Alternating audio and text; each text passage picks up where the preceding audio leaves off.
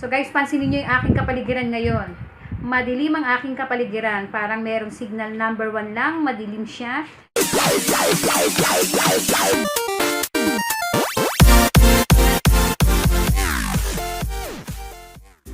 Hi guys! Welcome back again to my channel. So today meron akong i-share sa inyo na magandang item na nakita ko sa Shopee. So magagamit to ng mga small YouTuber na kagaya ko na ang ginagamit lang sa pagbablog o pagpipilm ay yung aking mobile phone at yung aking iPad. So guys, pansinin nyo yung aking kapaligiran ngayon. Madilim ang aking kapaligiran. Parang merong signal number 1 lang. Madilim siya. So itong item na to, magliliwanag ang aking paligid. Parang Meralco lang. So guys, pakita ko sa inyo. Wala nang paligoy-ligoy pa. I-share ko sa inyo itong item na to. So magagamit to ng mga small YouTubers. Sabi ko nga kanina, magagamit to ng mga small YouTuber na kagaya ko na wala pang liwanag ang paligid. So eto siya guys. So eto siya. Nabili ko siya sa Shopee sa halagang 240 pesos only. Ang tawag dito is selfie ring lights. So magagamit niyo siya pag nagsa-selfie picture kayo. Pwede rin pag nagba-vlog, pag nagfi-film, pwede niyo siyang magamit para maganda ang inyong surrounding o kapaligiran, parang hindi mukhang binabagyo yung ating paligid. So pakita ko siya sa inyo guys. So pansinin niyo yung paligid ko ngayon, madilim siya. Mamaya pag kinabit ko siya, magliliwanag ang paligid, parang nawala ng bagyo. So eto siya. By the way, itong selfie ring light, dalawang klase siya. Isang di battery na AA. Saka ito, itong kinuha ko is the charge. So, ito yung binili ko kasi nga, hindi mo na kailangan pang magpalit ng battery every time na mag-film ka o magbablog ka. So, ito siya. Wala siyang instruction na kasama. Ito lang talaga yung kasama niya sa box pag binili nyo. Actually, naka-bubble wrap to. Tinanggal ko lang kasi nga, tinesting ko siya kanina lang. Tsaka, chinarge ko siya. Tinesting ko kung paano ba siya i-charge. So, ito siya. Meron siyang iba-ibang kulay doon. Merong blue. Merong, eto, pink. Merong all white lang siya. Saka, ibang kulay nakalimutan ko na. So, kung mapapansin nyo, di-clip siya. Yan. So, eto siya guys. Pakita ko sa inyo. Sa likod niya, meron button dyan. Eto yung button. To, kung nakikita nyo itong button na to. Yan yung ipupush nyo para umilaw. So, testingin natin. So, ayan, umilaw siya. Yun yung unang, pag pinush nyo siya ng first na push, eto yung unang light na ibibigay niya sa inyo. So, maliwanag na siya. So, pag pinush nyo ulit, yung button na yon, mas lalo siyang lumiwanag. So, pag pinush nyo pa na isang push pa uli, lalo pa siyang magliliwanag. Yan, ganyan siya guys. Sobrang liwanag niya. Yung ikatlo, nakakasilaw na siya. Sobrang liwanag niya siya. Kaya nga, sinasabi ko sa inyo na makakatulong siya sa pagbablog nyo o pagsa-selfie picture nyo. So, patayin natin, nasisilaw ako. So, ang paggamit niya guys, ganito. So, for example, ito yung gagamitin kong pang selfie picture o pang vlog o pang film. Ang gagawin nyo lang, dito sa may camera nyo, o kung saan nakalagay yung camera nyo, ilalagay nyo lang siya. So, kiklip nyo lang siya kasi nga meron siyang clip. Yan. I-clip nyo lang siya papaganyan. Tapos, yung button na nasa likod na tinurok sa inyo kanina, eto siya. Pipindutin nyo lang siya para umilaw. So, ayan yung ilaw. Eto yung unang lightning, yung unang pindot ng ilaw. Ayan siya, maliwanag na siya. Pwede nyo siyang gamitin na. So, pindutin pa natin. Eto yung ikalawa. At eto yung pinakamaliwanag niya na ikatlong pindot nyo doon sa selfie ring light. Sobrang liwanag niya. Ang sakit niya na sa ulo kasi na sobrang liwanag niya na. So, ganun lang. Kiklip nyo lang siya. Kung sa harap nyo naman siya ilalagay, yung camera nyo dito sa harap, ganun lang uli. Tatapat nyo lang siya sa camera, patayin niya. Tapos, pindutin nyo lang ulit yung button doon sa may likod para lang umilaw siya. So, ganyan yan guys. Tapos, pag chinarge nyo siya, Ito, yung charger niya.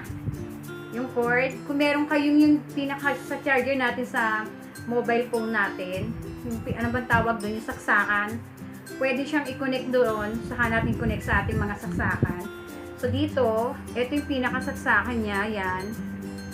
Iko-connect nyo lang siya dyan. Sabihin yan. Connect nyo lang siya. Yan. Tapos itong kabila, USB, ko-connect nyo lang siya doon sa inyong mga ginagamit na charger sa inyong mga cellphone, pwede siya. Tapos ko-connect nyo lang siya sa inyong mga saksakan sa outlet. So ganun siya. Tapos kung makikita nyo dito sa bandang likod, pag chinarge nyo siya, meron diyang iilaw na red na LED. Indicator yon na nagcha-charge yung inyong selfie ring light. So tatry ko siya, pakita ko sa inyo, tatry ko siya, madilim yung aking kapaligiran ngayon kasi nga, isa lang naman yung in-order ko nito, ito lang, hawak ko pa siya, kaya hindi nyo pa makikita yung pagbabago. So, ngayon, kakabit ko siya sa aking mobile phone para makita nyo yung pagbabago. So, kabit ko siya and then, press ko lang yung press. So, guys, eto na yung unang pindot ko ng button doon sa may likod. Maliwanag siya, parang wala ng bagyo sa aking paligid. So, maganda siya kasi nga nakakadagdag siya ng liwanag sa aking paligid. Para nga, sabi ko nga sa inyo kanina, para sa mga small YouTuber na wala pang ring light at mobile phone ng gamit sa pagbablog.